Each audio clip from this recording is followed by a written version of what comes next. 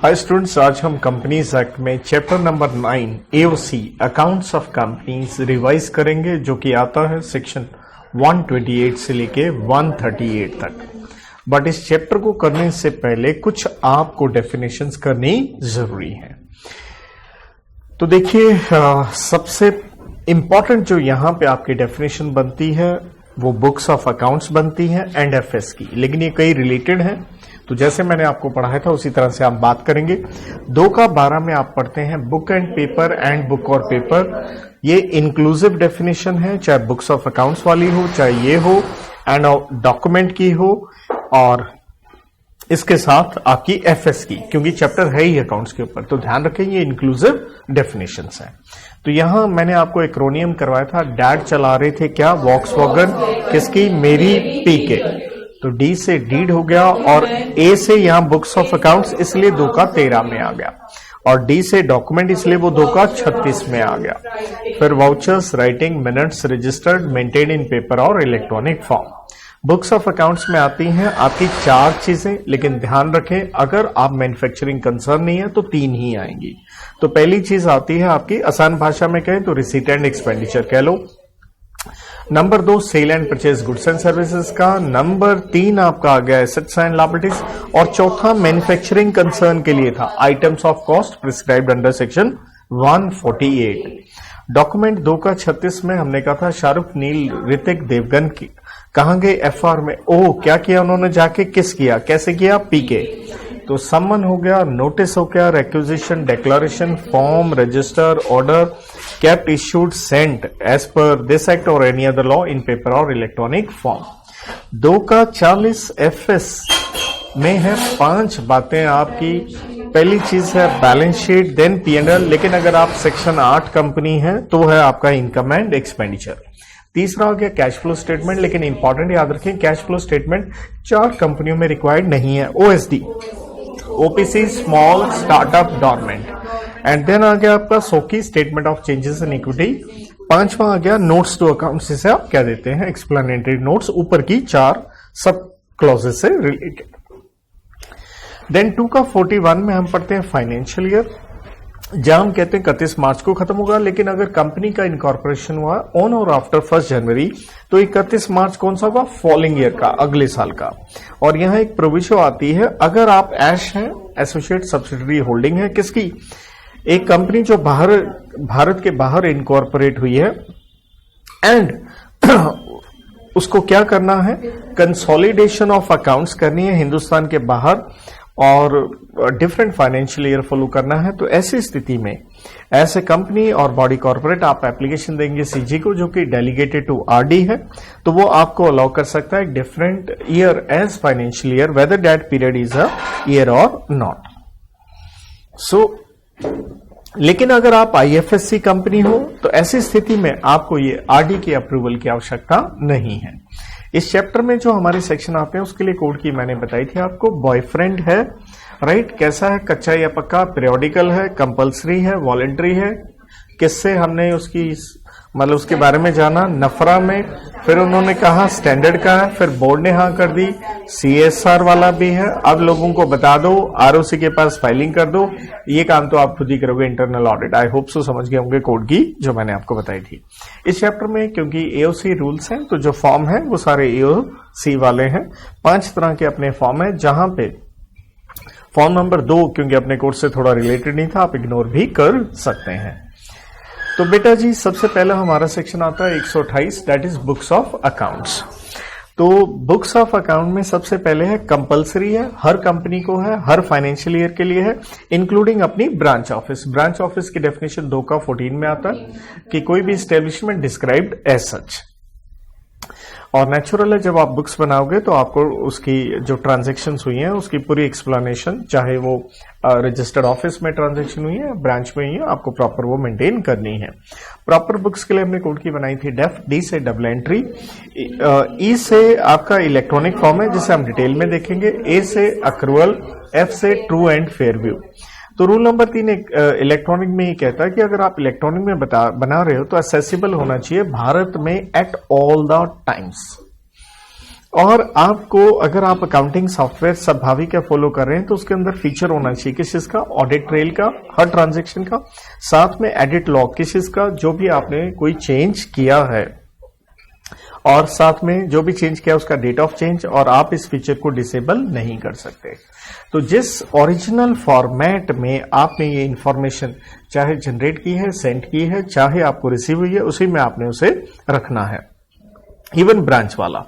और ऑब्वियसली यहां पे मेन पॉइंट आता है, वेरी इंपॉर्टेंट दिस वन, कि अगर कंपनी में ऑडिट कमेटी है तो ऑडिट कमेटी, देखिए मैंने आपको सेक्शन 177 में बताया था, हर कंपनी में जरूरी नहीं होता, या तो आप लिस्टेड हैं या अनलिस्टेड कंपनी है, पब्लिक कंपनी, 3 लिमिट्स में 10, 100, मोर देन 50। 10 समझ गया, पीयूसी, टर्नओवर 100, मोर देन 50 था आपका डीडीएल, दिल वाले दुल्हनिया ले जाएंगे, that is deposit, debenture and loan वाला। अगर वो है तो, नहीं है तो बोर्ड को जो ठीक लगे वो एक सिस्टम बनाएंगे किस चीज का, आपका स्टोरेज का, डिस्प्ले का, प्रिंट आउट का, रिट्रीवल का।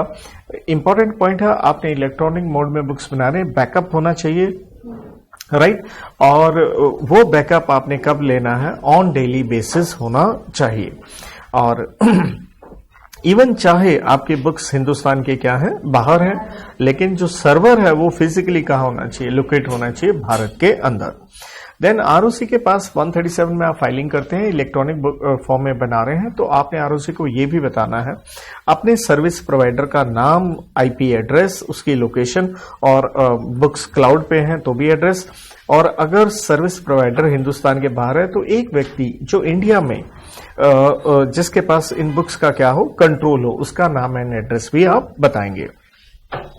आपने बुक्स कहां रखनी है, आरओ में रखनी है, एनी अदर प्लेस भारत में आप रख सकते हैं, ये निर्णय बोर्ड की पावर होगी। इसके लिए आप आरओसी को उस एड्रेस के बारे में पूरा डिटेल देंगे, एओसी 5 नाम का फॉर्म भरते हुए 7 दिन के भीतर, जब आपने निर्णय लिया।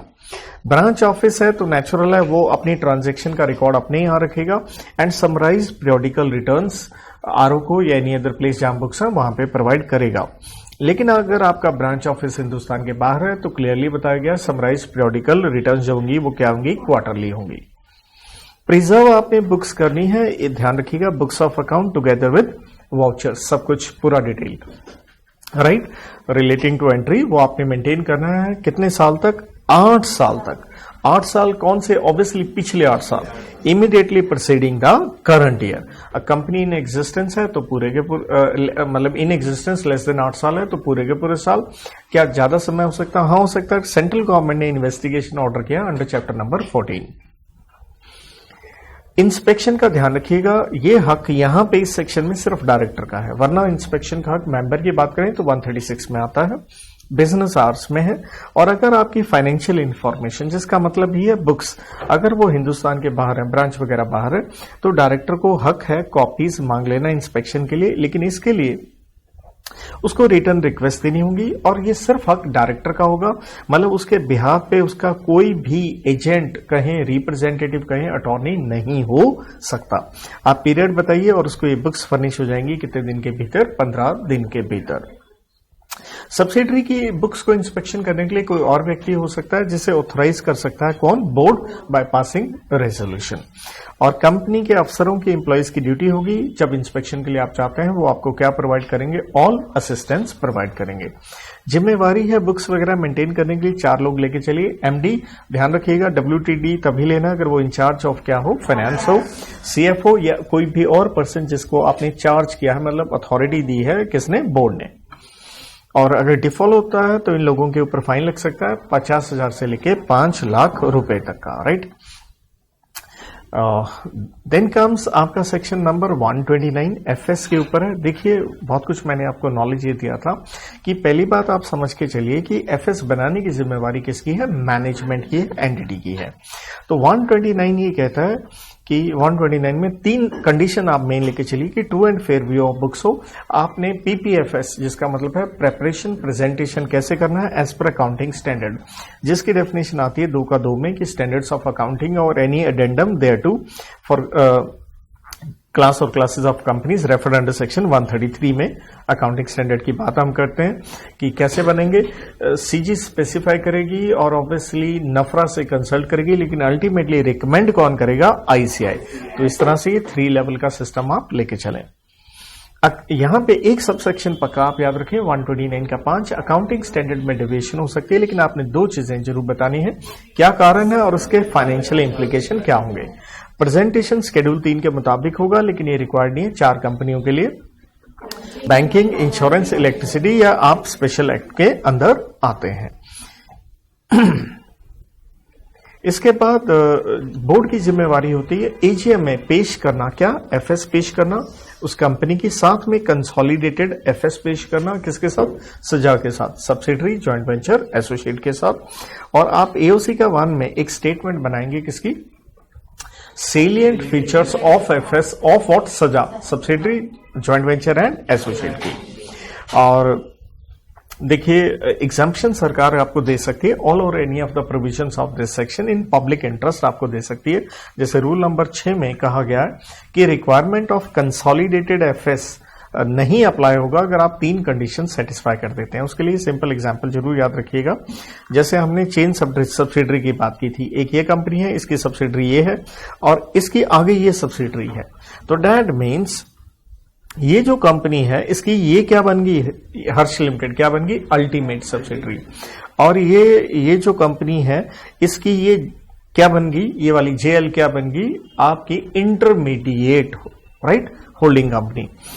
तो यहां पे क्या एग्जाम्पशन दी गई है कि जब कंसोलिडेटेड एफएस करना है, चाहे ये कर ले इसके साथ, चाहे ये कर ले इसके साथ, सबको करने की आवश्यकता नहीं है। तो कंडीशंस क्या है? कहता पहली बात, आप सब्सिडरी हो, चाहे होली ओन्ड हो, चाहे पार्शली हो, एंड सारे के सारे मेंबर्स को, चाहे जिनको वोटिंग राइट का हक नहीं है, बताया गया है, राइटिंग में बताया गया है और हमारे पास सबूत है कि हमने उनको बताया था और उनको कोई ऑब्जेक्शन नहीं है रिगार्डिंग व्हाट की सीओएफएस हर कंपनी ने नहीं बनाई। नंबर 2, ये जो कंपनी है ये क्या होनी चाहिए? अनलिस्टेड होनी चाहिए, मतलब ना तो आप लिस्टेड है ना ही आपने लिस्टिंग के लिए अप्लाई किया है। नंबर 3 क्या हुआ है? कंसोलिडेटेड एफएस, जैसे मैंने कहा, कौन कर ले? या तो अल्टीमेट होल्डिंग कर ले या क्या कर ले? कोई भी इंटरमीडिएट होल्डिंग कर सकती है। साथ में यहां देखिए, जैसे हम एग्जाम्पशन की बात कर रहे हैं, ये 17 लगता है सेगमेंट रिपोर्टिंग पे, ये एप्लीकेबल नहीं होगा अगर आप गवर्नमेंट कंपनी है जो एंगेज्ड है किसमें? डिफेंस प्रोडक्शन में। इसके बाद आता है यहां पे रिस्पॉन्सिबिलिटी 128 की तरह है, किसकी रिस्पॉन्सिबिलिटी? एफएस बनाना। अगर आप ये 4 पॉइंट देखते हैं तो सेम 128 वाले आ गए, लेकिन एक 5वां नया पॉइंट आ गया, in the absence of any of the above, तो क्या आ जाएंगे? All the directors. Even penalty भी वही है, फाइन अगर देखते हैं 50,000 से 5 लाख, लेकिन यहाँ जेल भी आ गई क्योंकि एफएस बनाना जरूरी है। मैक्स 1 साल का हो सकता है और बोथ। 129 का ए में आता आपका पीरियोडिकल एफएस बनाना, और इसके अंदर 129 का ए में देखिए 3 चीजें हैं आपकी जो आपने ध्यान रखना है कि पीरियोडिकल किसको बनाना है? सीजी बताएगी किसके लिए? क्लास और क्लासेस ऑफ अनलिस्टेड कंपनी, क्योंकि लिस्टेड के लिए तो सेबी रेगुलेशन की वजह से मैंडेटरी होता है।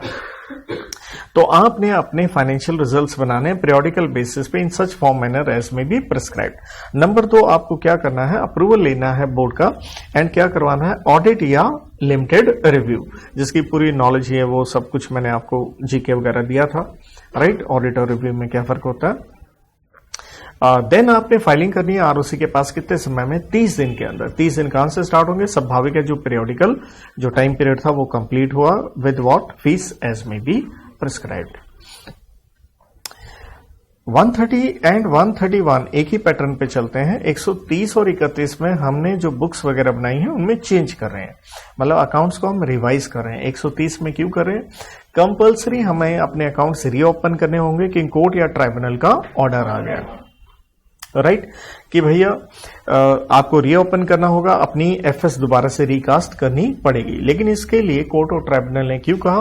क्योंकि 5 आपके खिलाफ कंप्लेनेंट या एप्लीकेंट थे, या सीजी या इनकम टैक्स या सेबी या अदर रेगुलेटर या कोई भी कंसर्न पर्सन हो सकता है, वो कोर्ट और ट्राइब्यूनल में गया और कोर्ट 2 ग्राउंड पे आपको ये ऑर्डर देगी कंपल्सरी रिवीजन का। एक कि आपके अकाउंट्स कैसे बने हैं? फ्रॉडुलेंट मैनर में बने हैं। Number 2, affairs of the company mismanaged है and they are casting doubt on the availability of FS. लेकिन अपना ऑर्डर देने से पहले ये क्या करेंगे, एक नोटिस देंगे इन्हीं एप्लीकेंट्स को, ताकि उनकी कोई रिप्रेजेंटेशन है तो उसको ये क्या करें, कंसिडर करें।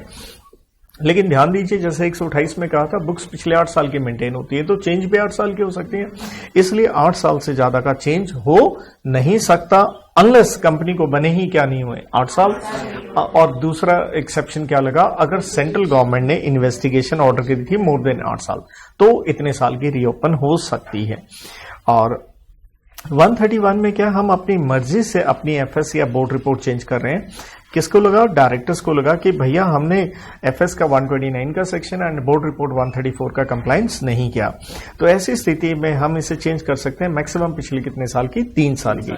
लेकिन इसके लिए भी हमें अप्रूवल लेनी होगी, एप्लीकेशन देनी पड़ेगी किसको, ट्राइब्यूनल को। और ट्राइब्यूनल अपना ऑर्डर देने से पहले एक नोटिस देगा इस सेंट्रल गवर्नमेंट या इनकम टैक्स अथॉरिटीज को, ताकि उनकी रिप्रेजेंटेशन को वो क्या करे, कंसिडर करे। ध्यान रखिएगा, यह इंपॉर्टेंट पॉइंट है, रिवीजन 1 साल में सिर्फ 1 बार कर सकते हैं, 1 बार से ज्यादा हो सकती है, प्रोवाइडेड वो रिवीजन अलग अलग सालों की है, it relates to different years. और स्वाभाविक है, जब चेंज कर दिया तो नई जो बोर्ड रिपोर्ट बनेगी उसके अंदर आप कारण लिख के देंगे कि आपने रिवाइज क्यों किया। लेकिन एक रिस्ट्रेंट है रिवीजन के ऊपर, अगर आपने 129 में एजीएम में एफएस पेश कर दी, 136 में मेंबर्स को सर्कुलेट कर दी, 137 में आरओसी को फाइलिंग कर दी, तो रिवीजन के ऊपर एक रोक लग जाएगी। सिर्फ आप रिवीजन कर सकते हैं उस सेक्शन का जितना क्या करना था, कंप्लायंस या करेक्शन करना था, और उसकी वजह से कोई कॉन्सिक्वेंशियल ऑल्टरेशन किसी चीज पे पड़ रही हो।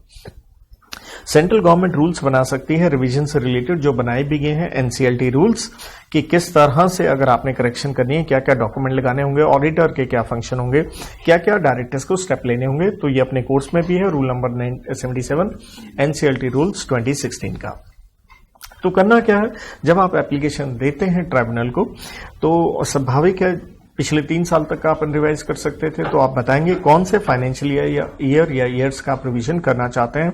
फिर जैसे हमने 128-29 में पढ़ा किस किस की जिम्मेवारी थी, राइट। 128 में 4 अफसर थे, 129 में 5 थे, यहां ध्यान रखिएगा 6 हैं। ये एक याद रखने का सिंपल तरीका है। एक तो मेन है 128 और 29 में से एक पॉइंट मिस मार गया, होल टाइम डायरेक्टर नहीं आ गया। यहाँ पे देखिए एमडी आ गया, सीएफओ आ गया, राइट, और नॉर्मल डायरेक्टर्स आ गए। तो यहां पे सिर्फ आपका जो मेन जो चेंज आता है वो क्या आता है, एक सीएस ऐड हो जाता है, बाकी वही है। और साथ में क्या हो गया, ऑडिटर या फॉर्मर ऑडिटर, क्योंकि ऑडिटर क्या होते रहते हैं, चेंज। तो इन सब का आपको नाम बताना पड़ेगा। और चेंज करने के लिए बोर्ड जो है बोर्ड मीटिंग में बोर्ड रेजोल्यूशन पास करेगा, उसकी कॉपी भी एप्लीकेशन के साथ लगाएंगे, कारण भी बताएंगे। लेकिन बड़ा इंपॉर्टेंट पॉइंट था यहाँ पे, अगर आपके मेजॉरिटी डायरेक्टर्स या ऑडिटर चेंज हो गया, ये फैक्ट भी आपको ट्राइब्यूनल को क्या करना है, डिस्क्लोज करना है।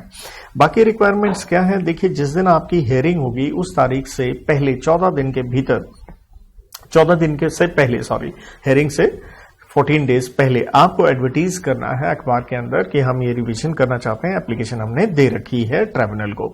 फिर एनसीएलटी क्या करेगा, एक नोटिस इश्यू करेगा, किसको, ऑडिटर को। कौन सा ऑडिटर, क्योंकि आपने मे भी चेंज कर दिया हो, जिसने वो ओरिजिनल एफएस का ऑडिट किया था, ताकि उसकी बात सुनी जाए, क्योंकि आप रिवाइज कर रहे हैं आज।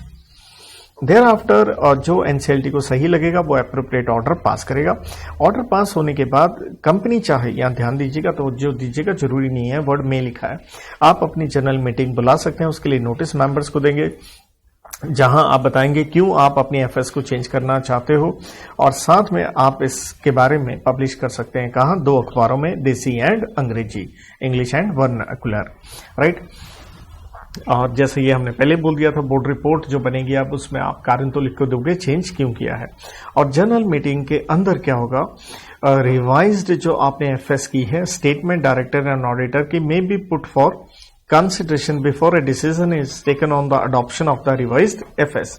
क्योंकि जनरल मीटिंग हो रही है, एफएस क्या हो रही है, रिवाइज हो रही है, तो डायरेक्टर और ऑडिटर की कोई स्टेटमेंट है उसके ऊपर चर्चा होगी। जैसे जीएम में अप्रूव हो जाता है रिवाइज्ड एफएस के बारे में, तो स्वाभाविक है अब जब 137 में हम यही पढ़ते हैं, फाइलिंग करनी होती है, और उसी के पास कितने दिन में, 30 दिन के अंदर, जिस दिन जीएम में क्या हो गया, अप्रूव हो गया। देखिए नफरा 132 में आता है, 15 सबसेक्शन है, अगर आपको याद हो तो ये वाला मेरा मेन था, हैंड रिटन जो बहुत ज्यादा फुली लोडेड था। लेकिन ये मैंने कहा था, शॉर्ट भी आपको बना के दिया था, या ये चीजें कम से कम मत भूलना, एग्जाम के लिए ज्यादा महत्वपूर्ण हो जाती हैं।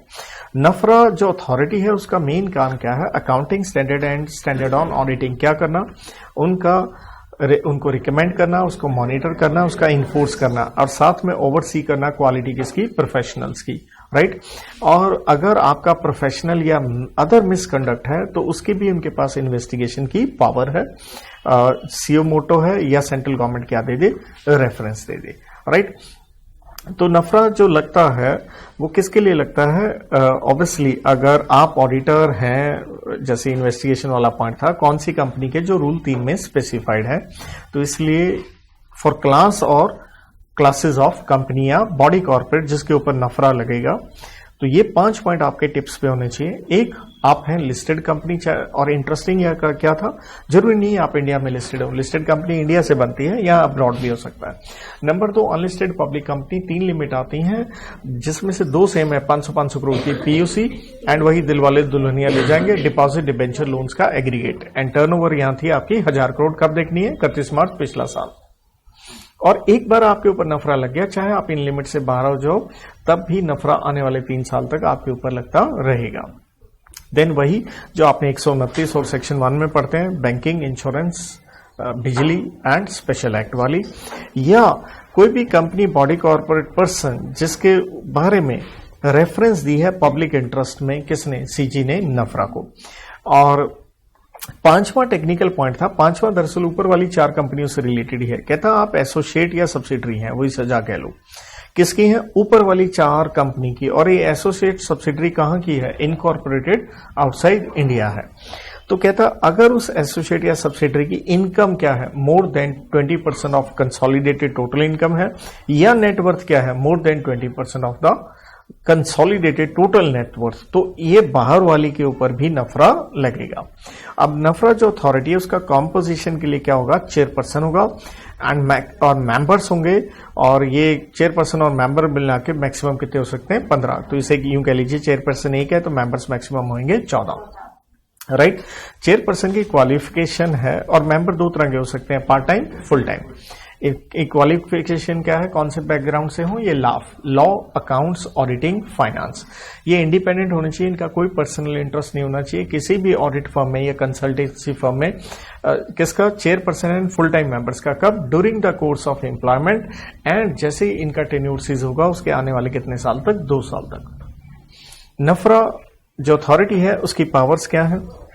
तो इन्वेस्टिगेशन की पावर है, जैसे हमने पहले कहा। साथ में सिविल प्रोसीजर कोड 1908 की पावर है, जो मैंने आपको बताया था। लव लेटर क्या होगा? जब भागे जाएंगे, कुछ गिफ्ट लेके जाएंगे, कुछ कसमें वादे होंगे, और साथ में एक फ्रेंड तो होता ही है, वही वाला।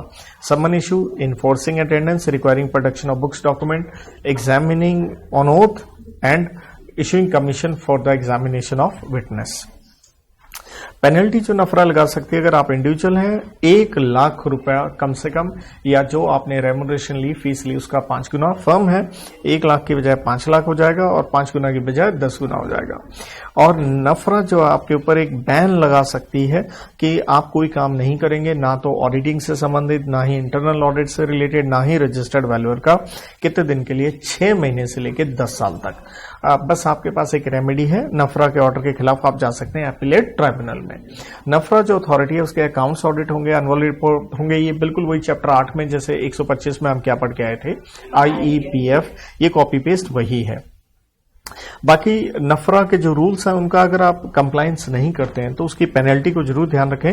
ये रेजिडुअल पेनल्टी का सेक्शन आता है 450 वाला, जहां पे चाहे कंपनी है, OID है या एनी अदर पर्सन है, 10,000 तो लगता ही लगता है, फिर फाइन लगता है 1,000 रुपए पर डे, और 1,000 रुपए करते करते कंपनी पे 2 लाख हो सकता है, OID and any other person पे 50,000 हो सकता है। ये काफी सिमिलर वही है जो आप 137 के अंदर पढ़ते हैं। 137 में फाइलिंग ऑफ ROC में सिर्फ एक चीज चेंज हो जाती है, ये जो 1,000 रुपए पर डे था वो 100 रुपए पे चला जाता है। राइट। इसके बाद 134 आ गया, उसको भी आप तवज्जो दीजिए। तीन चीजें आती हैं क्योंकि हम इसको सेक्शन को बोर्ड रिपोर्ट के कंटेंट से ज्यादा जानते हैं, नो डाउट है, और लेकिन साथ में एफएस की साइनिंग है और यही सेक्शन बात करता है एफएस के साथ आपने क्या क्या एनेक्शर लगाने हैं। 8 सब सेक्शन है जिसमें से कभी ना भूलें, ना सब सेक्शन 1 भूलें, ना 3 भूलें, ना 5 भूलें। तो 1 आता है एफएस की साइनिंग, और एफएस का मतलब है कंसोलिडेटेड एफएस, और कहता है ऑडिटर को देने से पहले फॉर हिज रिपोर्ट ये अप्रूव की जाएगी एफएस किसके द्वारा, बोर्ड, और बोर्ड के बिहाफ पे साइन कौन करेगा, कंपनी का चेयरपर्सन अगर ऑथराइज बाय बोर्ड हो, ना हो तो 2 डायरेक्टर होंगे, उनमें से एक क्या होना चाहिए, एमडी इफ एनी, एंड साथ में अगर कंपनी में है CEO, CFO, CS wherever they are appointed. इस और ओपीसी है तो स्वाभाविक एक डायरेक्टर होगा। सब सेक्शन 6 में क्या है, बोर्ड रिपोर्ट जो बनेगी उसके ऊपर भी साइनिंग होती है, इसलिए आंसर सेम यही वाला आ जाता है, ये वाला हिस्सा, chairperson of company authorised by board, वरना क्या होंगे 2 डायरेक्टर, उनमें से क्या होना चाहिए, एमडी, लेकिन यहां पे एमडी के साथ वर्ड क्या नहीं है, इफ एनी नहीं है। ओपीसी है तो वही सेम आंसर, एक डायरेक्टर।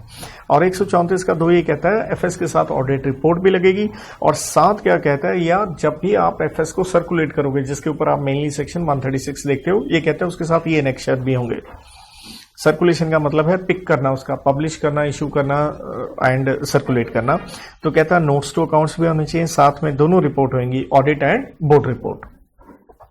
इसके बाद देखिए सब सेक्शन 3 में आता है बोर्ड रिपोर्ट के कंटेंट्स क्या होंगे, कोड की पढ़ी थी हमने, अब्राम कूल डैडी। ए से एनुअल रिटर्न के एक्सट्रैक्ट लगाओ, एनुअल रिटर्न का अगर आपका वेब साइट पे चढ़ा रखा है तो उसका वेब लिंक लगा दीजिए। बी से नंबर ऑफ बोर्ड मीटिंग बताओ। 8 से हमारे 3 पॉइंट थे, जहां डीआरएस डायरेक्टर रिस्पॉन्सिबिलिटी स्टेटमेंट हम सब सेक्शन 5 में पढ़ेंगे। देन 8 से ट्रांसफर टू रिजर्व्स, 8 से ही आपका बिजनेस रिस्क, उससे related statement which may threaten the existence of company. A से आपके स्टेटमेंट ऑफ अफेयर्स। एम से क्या है, बैलेंस शीट डेट से लेकर till the date of report, अगर कंपनी में कुछ क्या हो रहे हैं, material changes and commitments affecting financial position. कूल में हमारा सी से 3 पॉइंट थे, जो भी आपने बचाई है, conservation of energy, technology, foreign exchange earnings and outgo, and C से सीएसआर के इनिशिएटिव, सी से कॉन्ट्रैक्ट या अरेंजमेंट किसके साथ, रिलेटेड पार्टी। उसके ऊपर मैंने कहा था ये एओसी नंबर फॉर्म आता है 2 का। देन ओ यहां नहीं ले रहे, ओ आगे आएगा। एल से रिलेटेड था आपका सेक्शन 186 का LIG, loan investment and guarantee. फिर आ गया आपका अब्राहम कूल डैड, तो इसमें जो डैड थे डड्डे बहुत थे। ए से 2 पॉइंट थे। डी से प्रपोज डिविडेंड में आपका ट्रांसफर। डी से क्या होता है, इंडिपेंडेंट डायरेक्टर बनते हो तो उसको डिक्लेरेशन देनी पड़ती है कि वो इंडिपेंडेंट है, कुछ कंप्लायंसेस होते हैं। डी से ही कंपनी की पॉलिसी किसके ऊपर, डायरेक्टर की अपॉइंटमेंट, उनकी क्वालिफिकेशन, उनकी रेम्युनरेशन के ऊपर। लेकिन अगर आपने उसको वेबसाइट पे चढ़ा रखा तो आप उसका वेब लिंक दे सकते हैं। देन डी से ही हमारा पॉइंट था, देखिए आपने इवैल्यूएट करनी है क्या परफॉर्मेंस किसकी, आपके इंटायर बोर्ड की या कमेटीज जो होती हैं सारी बोर्ड की होती हैं, इंडिविजुअल डायरेक्टर की। ये कब करनी होती है, या तो आप लिस्टेड कंपनी है या अनलिस्टेड पब्लिक कंपनी है, लेकिन उसके ऊपर कंडीशन है आपकी पीयूसी कम से कम कितनी हो, 25 करोड़ की हो। ए से 2 पॉइंट अपने ऑडिटर से रिलेटेड, तो ए से ऑडिटर ने दे दी गंदी रिपोर्ट, जिसका मतलब है उसने क्या कह दिया, कुछ qualification, adverse remark, reservation, disclaimer कह लो, या ऑडिट की भाषा में मॉडिफाइड ओपिनियन जो हम कहते हैं, कहने का मतलब कुछ रेड फ्लैग आ गया। तो ऑडिटर अपनी रिपोर्ट बना के देता है 143 में। इसी तरह से लीगल कंप्लायंसेस के ऊपर सीएस अपनी सेक्रेटेरियल ऑडिट रिपोर्ट बना के देता है 204। अगर उसने नेगेटिव कुछ कहा है तो उसके ऊपर बोर्ड की क्या एक्सप्लेनेशन या कॉमेंट्स हैं। ऐसे ही देखिए 143 का 12 में हम पढ़ते हैं, अगर फ्रॉड हुआ है 1 करोड़ या उससे ज्यादा हो तो सीजी को बताया जाता है, लेकिन अगर 1 करोड़ तक का हो तो सीजी को नहीं बताया जाता, तो वो ऑडिटर सीधा रिपोर्ट किसको बना के देता है, बोर्ड को बना के देता है, राइट। तो बोर्ड को अपनी रिपोर्ट के अंदर उसके बारे में, उस फ्रॉड के बारे में बताना होगा। रूल 8 में आता है other matters as may prescribe, जहां मैंने आपको कोड की ये प्रियंका चोपड़ा वाली दी थी कि प्रियंका चोपड़ा एक वुमन है, उसका निक जॉनस है, मिलके की गई बेटी है, मालती है, ऐश कर रहे हैं क्योंकि फाइनेंशियल हाईलाइट तकड़े हैं, फिर डिपॉजिट है, लोन है, फिर इंसॉल्वेंसी भी है। तो प्रियंका से हमने कहा था, देखिए इंडिपेंडेंट डायरेक्टर बनने के लिए आपको एक टेस्ट पास करना होता है जिसे हम ऑनलाइन प्रोफिशिएंसी टेस्ट कहते हैं 150 के अंदर, ताकि एक अच्छा इंडिपेंडेंट डायरेक्टर लिया जाए ऑन इंटीग्रिटी, एक्सपीरियंस, एक्सपर्टीज का। तो उससे रिलेटेड आपने लिखना है। सी से रिलेटेड हमारे कई पॉइंट बन जाते हैं। देखिए 148 में आती है मैन्युफैक्चरिंग कंसर्न के लिए कॉस्ट रिकॉर्ड, तो उसकी बात आप करेंगे। सी से ही हमारा आ जाता है कोर्ट, ट्राइब्यूनल या किसी रेगुलेटर ने ऑर्डर दिया है जिससे इफेक्ट पड़ रहा है। सी से किसके ऊपर, हमारे गोइंग कंसर्न स्टेटस के ऊपर, वो लिखेंगे। एंड सी से एक पॉइंट एडिक्वेसी ऑफ आपका internal financial control with respect to what, financial statement. ये आपने ध्यान रखना है। ये सेम पॉइंट देखिए डायरेक्टर रिस्पॉन्सिबिलिटी 134 का 5 का ई, जो कि मैं कहता हूं क्लॉज ई के साथ पक्का याद हो, वो इधर भी आता है लेकिन ये यहां पे भी है। ये पॉइंट का आप ध्यान रखिएगा। देन ये था प्रियंका चोपड़ा, वुमेन से क्या था, sexual harassment of women at work place, जहां पे कानून है पीपीआर, दैट इज आपका prevention protection redressal act of 2013, तो उसकी आप बताएंगे। देन आ गया निका, आपके क्या हो गया, change in nature of business. Then आ गई मालती, मालती से क्या था, आपके मैनेजरियल पर्सोनल, जिसे हम कहते हैं डायरेक्टर के एमपी वगैरह में कोई चेंज आ गया। देन ऐश कर रहे हैं तो ऐश में चेंज आ गया, जिसका मतलब आपकी group companies, associate, subsidiary, holding, right. तो बयाश कर रहे हैं तो फाइनेंशियल हाइलाइट्स भी लिख के दो। साथ में आपका था डिपॉजिट से रिलेटेड जो चैप्टर 5 आता है, कितने आउटस्टैंडिंग हैं ये वो, उसकी पूरी डिटेल दीजिए, साल में कितने आपने एक्सेप्ट किए हैं। फिर आपने मे बी बैंक से क्या लिया हो, लोन लिया हो, लोन लिया हो तो कोई एसेट गिरवी रखा होगा, तो एसेट जो गिरवी रखा था उसकी वैल्यूएशन हुई होगी जब लोन लेते समय, लेकिन आज अगर कुछ डिफॉल्ट हो रहा है वापसी में तो हमने बैंक से मे बी क्या किया हो, वन टाइम सेटलमेंट, तो उस वैल्यूएशन में अगर कोई फर्क है वो रिपोर्ट में आप लिख के देंगे। ऐसे इंसॉल्वेंसी पे चले गए तो कानून लग गया आईबीसी 2016, तो उसमें हम लिख के देंगे क्या कोई एप्लीकेशन दी है या पहले से कोई पेंडिंग है। अच्छा, ध्यान ये भी रखना है, 3 पॉइंट यहां से जो रूल वाले थे ना, ये जो एरो निकालें, ये ओपीसी एंड स्मॉल कंपनी पे लगते हैं क्योंकि उनके वो बोर्ड रिपोर्ट एवरेज बनानी पड़ती है छोटी, तो कोड की तो वही थी हमारी अब्राम, यहाँ कूल उड़ गया था, डैडी भी उड़ गया था, और रूल से बस अपने ये 3 पॉइंट आए थे। बाकी इवन जो आर से हमारे 3 पॉइंट थे, एक ही रह गया था यहाँ डीआरएस वाला, ठीक है। तो भाई मेरे सबसेक्शन 5 में आता है DRS, which is very important, again जैसे मैंने आपको कहा था विशेष रूप से ऑडिट में बहुत इंपॉर्टेंट रहता है ये। तो सबसेक्शन 5 में 6 बातें हैं जहां की मैंने सीधी सीधी कोड की बना के दी थी आपको। क्या कर रहे हैं, स्पा गोइंग किस लिए, इंटरनल कंट्रोल के लिए, ताकि लॉ का कंप्लायंस हो जाए। तो ऐसे आ गया, आपने अकाउंटिंग स्टैंडर्ड का कंप्लायंस करते हुए अकाउंट्स बनाने हैं, और अगर उसमें कोई डेविएशन का हो या मटेरियल डिपार्चर है उसकी एक्सप्लेनेशन लिख के दीजिए। पी से आ गया, आपने जो अकाउंटिंग पॉलिसीज हैं वो क्या होनी चाहिए, कंसिस्टेंट होनी चाहिए, प्रूडेंट होनी चाहिए, आपके एस्टिमेट्स क्या होने चाहिए, जेन्युइन होने चाहिए। ए से आ गया, आपने एडिक्वेट अकाउंटिंग रिकॉर्ड बनाए हैं या नहीं, क्यों, क्योंकि रिकॉर्ड ही नहीं बनाओगे फिर तो फ्रॉड इरेगुलरिटीज हो जाएंगी, तो उसको प्रिवेंट डिटेक्ट करने के लिए safeguarding the assets. Going से था क्या बुक्स बनी है गोइंग कंसर्न बेसिस पे, and very crucial coming up internal financial control system. यहां ये कहता है कि इसको फॉलो करना है लिस्टेड कंपनी को, लेकिन मैंने कहा था यार ध्यान रखना ये सेम पॉइंट कहां जाता है, यहां पे भी आ जाता है। तो ये तो पॉइंट किसके लिए था, ये तो हर कंपनी के लिए था मोटा मोटा।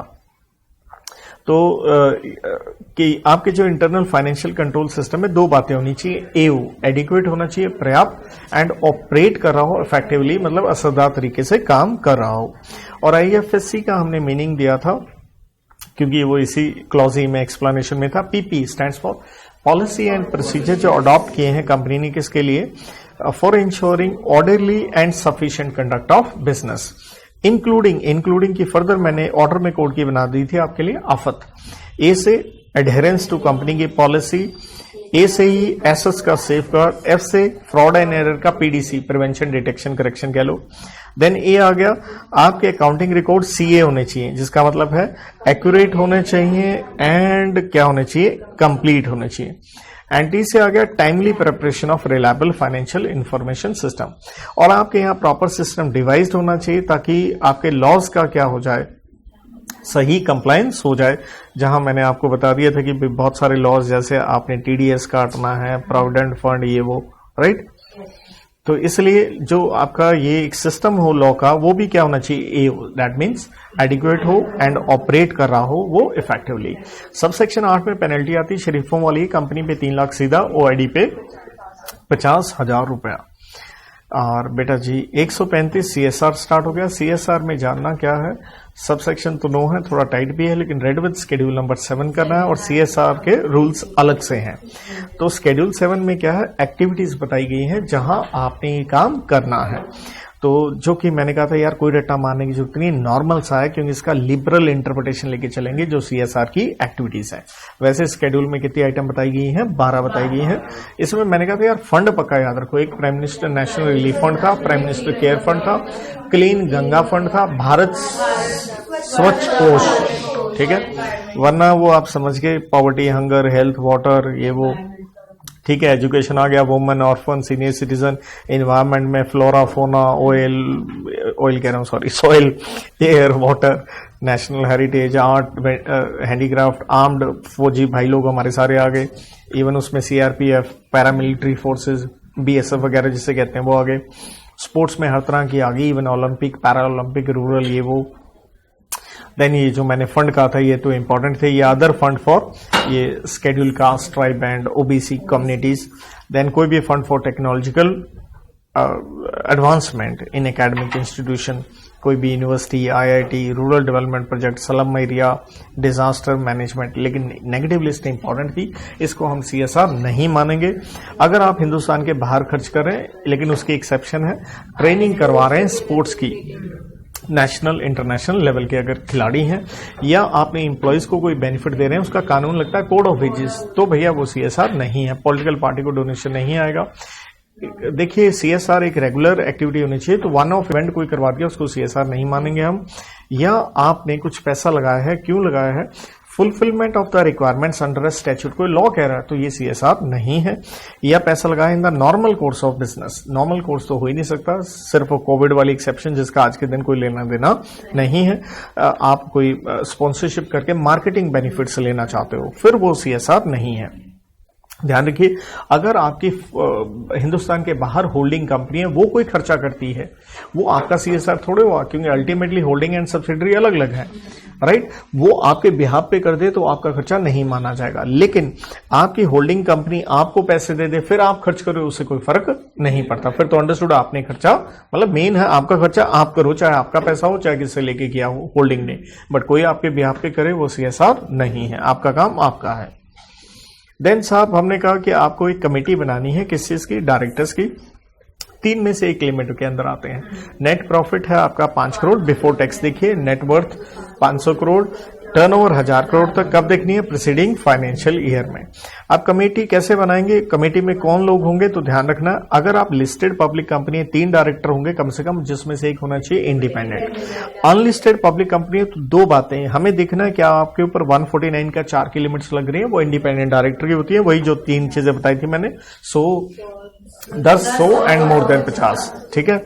तब भी 3 डायरेक्टर, एक इंडिपेंडेंट होगा, वरना क्या होंगे 2 डायरेक्टर, प्राइवेट में 2 होंगे, इंडिपेंडेंट का रिक्वायरमेंट नहीं है। फॉरेन कंपनी में 2 लोग होंगे, एक जो 380 का 1 का डी में आपने ऑथराइज किया था कम से कम एक भारतीय रेजिडेंट क्या लेने के लिए, SOD stands for service of document, या एक और जो आदमी आपने नॉमिनेट कर दिया। सबसेक्शन 9 बड़ा टेस्टी है, कमेटी बनाने की आवश्यकता नहीं है। अगर आपका CSR पे स्पेंडिंग 50 लाख तक आ रहा है, इन दैट स्थिति ये कार्य कौन कर लेगा, ये बोर्ड डिस्चार्ज कर देगा फंक्शन।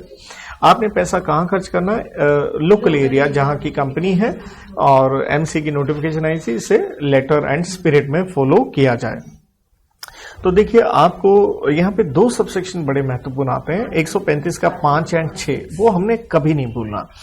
तो पहली बात 135 का 5 ये कहता है आपने CSR पे पैसा लगाना कम से कम 2% किसका, एवरेज नेट प्रॉफिट पिछले 3 साल का, दैट मीन्स करंट ईयर से कोई लेना देना नहीं है। प्रॉफिट आपने कैसे निकालना है, एज पर सेक्शन 198, लेकिन उसके बाद इस सेक्शन ने कह दिया 2 चीजों को हम नहीं लेंगे। नंबर 1, डिविडेंड उस कंपनी से मिला जिसके ऊपर ऑलरेडी 135 लग रहा है। नंबर 2, ओवरसीज ब्रांच है आपकी, तो उसका हमें नहीं लेना। अब इसके बाद आपको इस तरह से 2 ये सबसेक्शन लेके चलने चाहिए। मैंने कहा था इस तरह से इस चार्ट को लेके चलना है ना, कि आपने खर्चा तो करना है 2%, लेकिन अगर आपने 2% से अगर कम किया है तो सबसेक्शन 5 क्या कहता है, 6 अलग से क्या कहता है, कहता है 2 बातें हैं, या तो आपका ऑनगोइंग प्रोजेक्ट नहीं है या ऑनगोइंग है। ऑनगोइंग का मतलब होता है जैसे हॉस्पिटल को स्टेडियम बना रहे हो लॉन्ग टर्म, जो समय ज्यादा लेगा। तो ऑनगोइंग का मतलब क्या होता है, जिसमें समय लगेगा 1+3 ईयर्स, ये मैंने आपको बताया था। मल्टी ईयर है, जिसका हैविंग टाइमलाइन कितना, मैक्सिमम 3 साल, लेकिन एक्सक्लूड करना फाइनेंशियल ईयर जिसमें आपने उसका कमेंसमेंट किया था, इसलिए कहा था मैंने 1+3 आप लेके चलिएगा, राइट। और हो ये भी सकता है कि इनिशियली ऑनगोइंग नहीं था, लेकिन बाद में अगर आप टाइम बढ़ा लेते हैं तो बियॉन्ड 1 ईयर कर लेते हैं तो वो ऑनगोइंग बन भी सकता है, और ये डिसीजन बोर्ड लेगा रीजनेबल जस्टिफिकेशन के साथ। तो प्रश्न ये है, पैसा आपने 2% से कम में आपने लगाया तो क्या होगा। ऑनगोइंग नहीं तो ध्यान रखिए, बैंक में जाइए और एक आप अकाउंट खुलवाएंगे जिसे हम क्या कहेंगे, UCSR, राइट। वो पैसा है, UCSR का मतलब क्या होगा, यहां दिखिएगा, यहां में अकाउंट खुलवाना होता है बैंक में जाकर के एक सेपरेट, राइट। तो UCSR का मतलब क्या हो गया, अनस्पेंट CSR अमाउंट, और ये पैसा जमा करवाना है 6 महीने के भीतर जब फाइनेंशियल ईयर खत्म हो जाएगा, राइट। और इसके बाद आपने ध्यान क्या रखना है कि क्योंकि ये ऑनगोइंग प्रोजेक्ट नहीं था, तो जो पैसा है UCSR में जो UCSR अमाउंट है, सॉरी थोड़ा सा बोलने में मेरे से गड़बड़ होगी, दोबारा सुनिएगा इसे। ऑनगोइंग प्रोजेक्ट अगर नहीं है तो जो पैसा खर्च नहीं किया उसको कहेंगे UCSR। वो अमाउंट साल खत्म होने के 6 महीने में कहां डालना है, शेड्यूल 7 के फंड जो मैं कह रहा था आपको याद हो, राइट। क्योंकि इतना फास्ट पढ़ा रहा हूं, सो मच। अब अगर ऑनगोइंग है तो अगेन UCSR जो अमाउंट है जो खर्च नहीं हुआ, फाइनेंशियल ईयर खत्म होने के 30 दिन में बैंक में जाओ, एक सेपरेट अकाउंट खुलाओ जिसका नाम हम रखेंगे UCSR अकाउंट। इसमें पैसे पड़े रहेंगे 3 साल तक, 3 साल तक वो पैसा आप यूटिलाइज करो। अगर आप यूटिलाइज नहीं कर पाए हो, फिर से UCSR अमाउंट हो गया, तो फिर 3 साल खत्म होने के, फाइनेंशियल ईयर खत्म होने के 30 दिन के भीतर, 3 साल के बाद ये फिर आप कहां ट्रांसफर कर दीजिए, शेड्यूल 7 के फंड्स में आप ट्रांसफर कर दीजिए। तो हम जैसे कह रहे थे कि आपने प्रॉफिट निकालना है एज पर सेक्शन 198, जिसका मैंने सिंपल फॉर्मूला दिया था, जीपी लो, 2 चीजें ऐड करो, सब्सिडी बाउंड्री रिसीव्ड फ्रॉम सरकार, government public authorities, profit from sale of fixed asset. ध्यान रखना वो डिफरेंस बिटवीन नहीं लेना है आपने sale price and written down value, rather वो प्रॉफिट कितना रहेगा, that will be the difference between cost value and written down value, that is accumulated depreciation. जबकि अगर लॉस हो जाए वो आप नॉर्मल वे में लेस करेंगे। तो डिडक्ट करने के लिए मैंने कोड की बना के दी थी आपको, बैड सर्विस टैक्स, जहां बी से कहा था ब्रॉट फॉरवर्ड लॉसेस, ए सबसे इंपॉर्टेंट था normal all usual working charges, जो P&L के नॉर्मल खर्चे सारे माइनस कर दो। डी से ध्यान रखना depreciation as per schedule 2 minus करेंगे, और डी से ही मैंने कहा था एक damages for breach of contract, वो वॉलंटरी नहीं होने चाहिए, लीगल होने चाहिए। ऐसे सिटिंग फीस जो डायरेक्टर की बोर्ड मीटिंग फीस होती है, एंड टी से टैक्सेस, लेकिन ध्यान रखना नॉट योर इनकम टैक्स, कोई स्पेशल टैक्स जो सुपर टैक्स जो सरकार ने कोई नोटिफाई किया हो, कोई भी रिजर्व वगैरह प्रोविजन वगैरह कोई लेस नहीं होगी, राइट। कोई अगर आपने इन्वेस्टमेंट बेची है उसके ऊपर प्रॉफिट आप ऐड नहीं करेंगे अनलेस आप क्या है, इन्वेस्टमेंट कंपनी है। और तो हमने कहा कमेटी बनाएंगे, तो ठीक है जी, कमेटी का काम क्या है, कमेटी का काम है एक CSR पॉलिसी बनाना। कैसे बनाओगे, शेड्यूल 7 के मुताबिक बनाओगे, और बना के रिकमेंड किसको करोगे, बोर्ड को करोगे, मॉनिटर भी आप करोगे, उस पर रिपोर्ट भी बनाओगे, और आप एक इम्पैक्ट असेसमेंट आप करोगे। और बेसिकली आप ही रिकमेंड करते हो कि कितना पैसा हमने CSR पे स्पेंड करना है। ये इम्पैक्ट असेसमेंट क्या है, दिस इज वेरी इंपॉर्टेंट। देखिए जब मैं आज की क्लास दे रहा हूं, आज तक ICAI ने इसके ऊपर प्रश्न पूछा नहीं है, तो इम्पैक्ट असेसमेंट यहां ध्यान दीजिएगा। एक इंडिपेंडेंट एजेंसी से करवाएंगे, इसमें 3 कंडीशंस आपने दिमाग में लेके चलनी है। अगर एवरेज आपका CSR ऑब्लिगेशन 10 करोड़ का निकल रहा है पिछले 3 सालों में, और उस प्रोजेक्ट पे आप कम से कम 1 करोड़ लगा रहे हो, और आपका प्रोजेक्ट कंप्लीट हुए इम्पैक्ट स्टडी से पहले 1 साल हो चुका है, लेकिन आप इंडिपेंडेंट एजेंसी को जो फीस दोगे उसको CSR मानेंगे, लेकिन कितना मानेंगे उसके ऊपर एक रोक है, मानेंगे डीम्ड है, लेकिन कितना, जो 2% CSR expenditure of financial year या 50 लाख रुपए whichever is what higher. तो जैसे मैंने उदाहरण दिया था, मान लो CSR पे 100 करोड़ खर्च कर रहे हो, तो 2% हो गया 2 करोड़, और 50 lakh whichever is higher कितना आ गया, 2 करोड़। तो ऐसी स्थिति में अगर आपने फीस दी है 5 करोड़, एक्सपेंडिचर कितना मानेंगे, 2 करोड़, और अगर फीस दी है 75 लाख तो कितना मानेंगे, 75 लाख।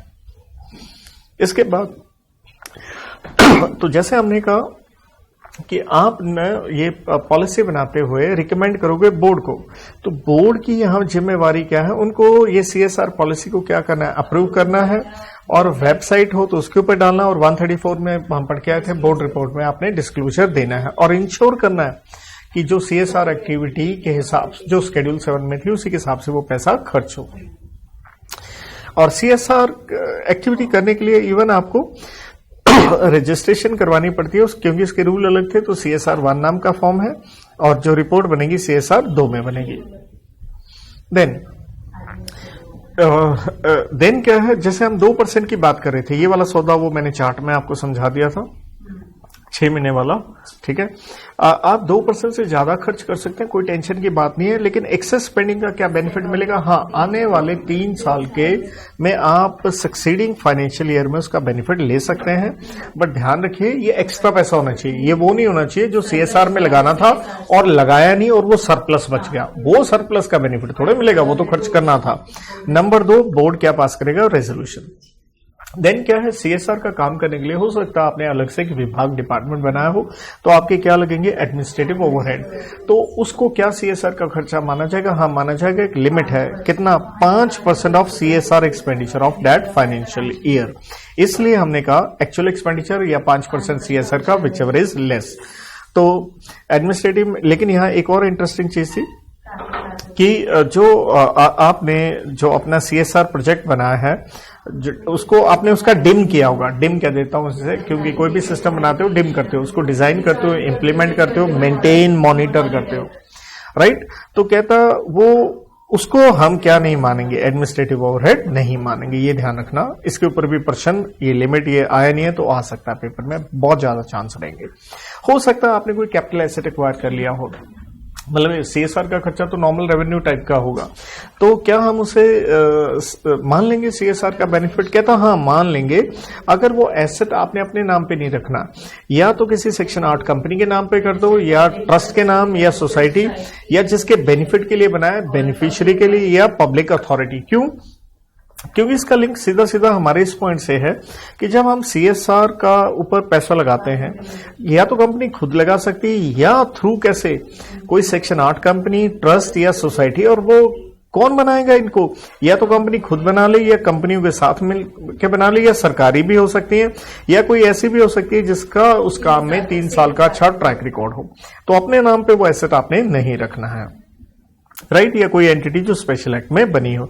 रजिस्ट्रेशन के ऊपर मैंने पहले ही आपको बता दिया था, ROC के पास कराओगे, CSR नाम 1 का फॉर्म होगा, और डिजिटली वेरीफाई कौन करेगा? CS in practice. और आपको एक यूनिक CSR नंबर क्या हो जाएगा? जनरेट हो जाएगा।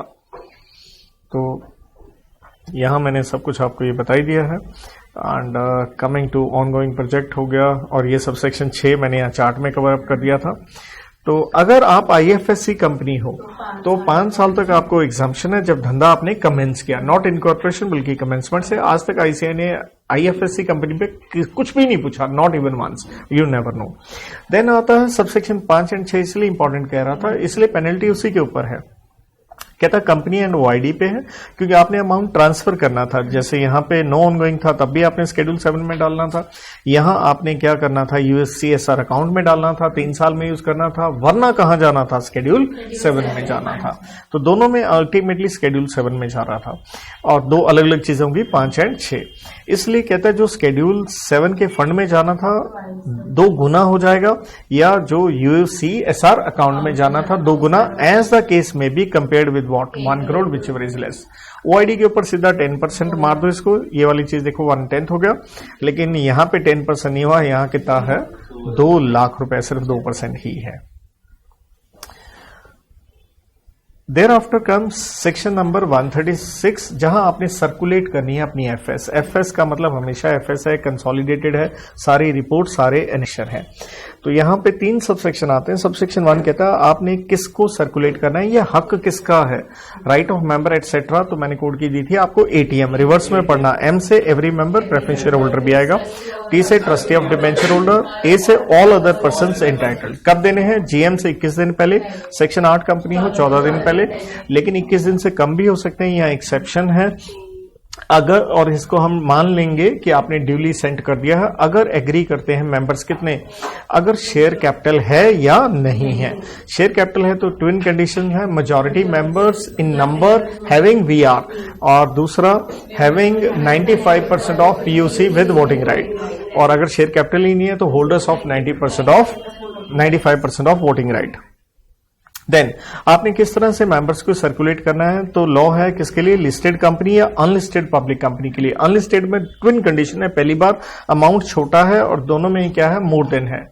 तो आपकी नेटवर्थ है 1 करोड़ से ज्यादा, टर्नओवर है 10 करोड़ से ज्यादा। तरीका क्या रहेगा, अगर आप लिस्टेड कंपनी है, शेयर्स होंगे डीमैट अकाउंट में, तो ईमेल आईडी से इलेक्ट्रॉनिक फॉर्म में आप भेज दीजिए, जो कि किसके पास होगा, डिपॉजिटरी।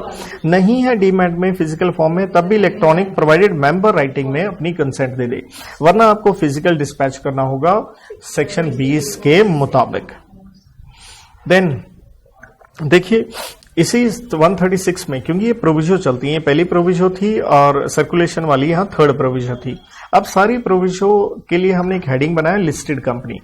तो सेकंड प्रोविजो कहती है हम डीम्ड कंप्लायंस मान लेंगे इस सेक्शन का, कि आप चाहे ना भेजो, मान लेंगे आपने भेज दिया, प्रोवाइडेड आपने इंस्पेक्शन का हक दिया, रजिस्टर्ड ऑफिस में 21 दिन के लिए वर्किंग आवर्स में दिया, और आपने क्या भेज दी है इनको, statement of salient features AOC के 3 में। हाँ, कोई मेंबर पूरी मांग रहा है तो आपको देनी पड़ेगी। इंड एस लग रहा है तो फॉर्म चेंज हो जाता है, एओसी 3 का ए। और फोर्थ प्रोविजो कहती है आपने अपनी एफएस वेबसाइट पे चढ़ानी है, चाहे आपकी खुद की है या आपके ब्याह पे कोई मेंटेन कर रहा है। पांचवें प्रोविजन में 2 हिस्से आ जाते हैं, तो कहता है आपकी सब्सिडरी है या सब्सिडरीज है, उनकी भी सेपरेट ऑडिटेड एफएस आप वेबसाइट पे चढ़ाइए, अगर हो तो। यहां इफ एनी था, यहां ऐसा इफ एनी नहीं था। और कहता अगर आपकी सब्सिडरी है हिंदुस्तान के बाहर, तो 2 बातें हैं। कहता उस देश के लॉ के मुताबिक आपको कंसोलिडेटेड एफएस करना था, और कहता आपने कर लिया है, और मान लेंगे हम आपने इस सेक्शन का कंप्लायंस कर दिया है अगर आपने इसे पुट कर दिया है जो लिस्टेड होल्डिंग कंपनी है उसने अपनी वेबसाइट में, या उस देश के मुताबिक ऑडिट करवाना जरूरी नहीं था, और तो कहता कोई टेंशन नहीं, आपने करवाया भी नहीं, तो इंडियन होल्डिंग कंपनी में क्या कर सकती है, अनऑडिटेड अपनी फॉरेन सब्सिडरी की एफएस को वेबसाइट पे चढ़ा देगी। लेकिन अगर वो इंग्लिश में नहीं है तो ट्रांसलेटेड कॉपी आप स्वाभाविक है इंग्लिश में अपनी वेबसाइट पे पुट अप करेंगे। तो सब सेक्शन 2 यहां आता है, मेंबर और ट्रस्टी का हक है इंस्पेक्शन करने का ये FS at RO during business hours, इसलिए मैं रेड विद 128 डायरेक्टर का हक था वहां। साथ में मेंबर चाहे तो, क्योंकि मेंबर को नहीं कंसोलिडेटेड एफएस भेजी जाती है, उसको सेलिएंट फीचर भेजी जाती है सब्सिडरी एसोसिएट की, नहीं दी जाती है सेपरेट एफएस अपनी सब्सिडरी की, तो अगर वो मांगता है तो आपको देनी पड़ेगी। निधि कंपनी से रिलेटेड आपने ध्यान देना है, सेक्शन 20 में भी था और 127 पिछले चैप्टर में भी डिविडेंड वाले में काफी मिलता जुलता था। कहता हम सर्कुलेशन मान लेंगे अगर मेंबर के पास 1000 रुपए तक के फेस वैल्यू के शेयर हैं या 1% ऑफ पीयूसी है, विच एवर इज लेस।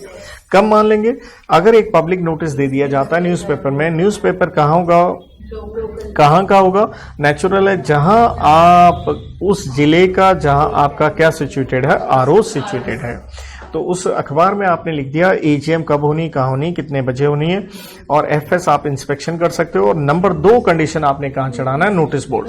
तो मतलब इसको अगर ध्यान में इजीली रखना हो तो आप 2 चीजें पकड़ लो, इसको एक अखबार में चढ़ाना है, 2 आपने कहाँ चढ़ाना है, नोटिस बोर्ड के ऊपर चढ़ाना है। और सब सेक्शन 3 शरीफ सा है, पेनल्टी के ऊपर है, कंपनी 25,000, ओआईडी पे कितना है 5,000 रुपया। 137 obviously one of the hot one, ROC के पास फाइलिंग करनी है, सारा का सारा आपका एफएस, कंसोलिडेटेड एफएस, एनेक्चर वगैरह की। तो सारी कहानी किस पे है, एजीएम पे। क्या एजीएम हुई या नहीं हुई, अगर एजीएम हुई है तो 2 बातें, क्या एफएस अडॉप्ट अप्रूव हुई या नहीं हुई। अगर अप्रूव हो गई है तो within 30 days of AGM with fees, additional fees as में भी प्रिस्क्राइब। अगर नहीं हुई है तब भी अनअडॉप्टेड 30 दिन में फाइल करें, जिसे आरओसी अपने रिकॉर्ड में प्रोविजनल रखेगा। और उसके बाद अगर, क्योंकि वो मे बी मीटिंग अर्जन हो गई थी, तो अर्जन मीटिंग में अप्रूव हो जाती है, दोबारा से फाइलिंग कीजिए 30 दिन में विद फीस और एडिशनल फीस। नहीं होती तब भी 30 दिन में फाइल कीजिए, कहां से, from the last date on which AGM should have been held. साथ में एक स्टेटमेंट और किसकी लगाएंगे, fact and reasons for non holding. Fees वाला पॉइंट सेम है। अगर आप ओपीसी हैं, ये फाइलिंग करनी है फाइनेंशियल ईयर खत्म होने के 180 दिन के भीतर।